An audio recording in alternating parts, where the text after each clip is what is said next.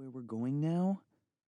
Kristoff smiled, thoroughly enjoying keeping the secret.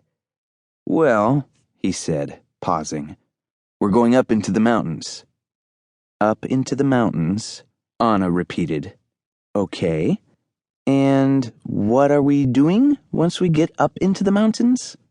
She tried digging for more information to no avail. Oh, I can't tell you that, Kristoff teased.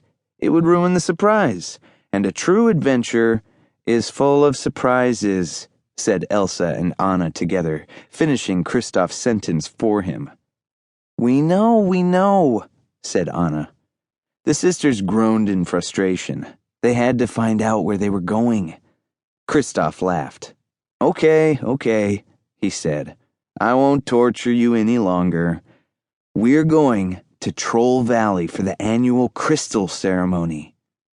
Elsa and Anna's eyes widened with excitement, and their pace quickened as they started up the path.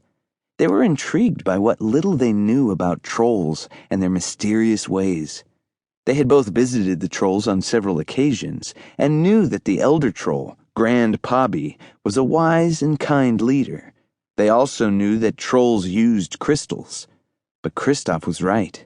They had never heard of the crystal ceremony before. Every year, Grand Pobby honors the young trolls who have earned all their level 1 crystals, Kristoff explained. It's a huge achievement, and the ceremony is incredible. He had wonderful memories of ceremonies he had attended over the years, and was certain his friends would love the experience as much as he did.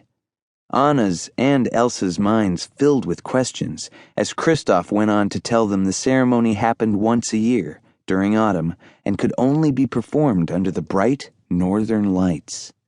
The lights never look as amazing as they do during the crystal ceremony, he added.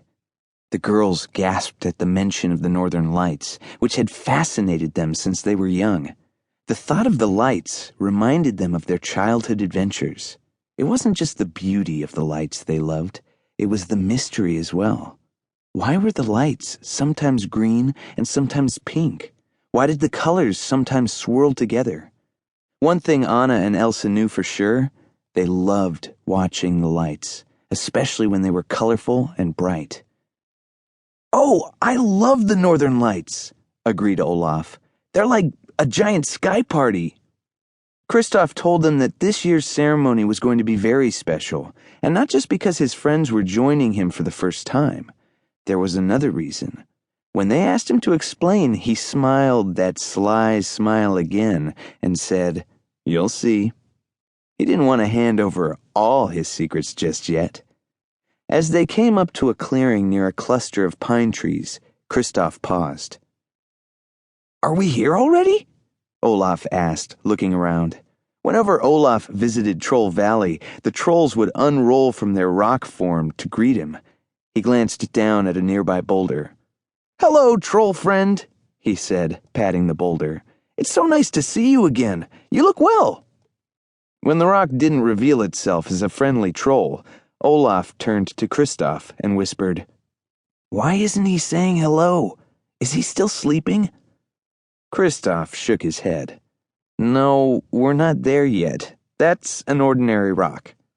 Well, it was a nice rock anyway, Olaf said, turning away from the rock and seeing Sven, who was standing awfully close to Olaf's face.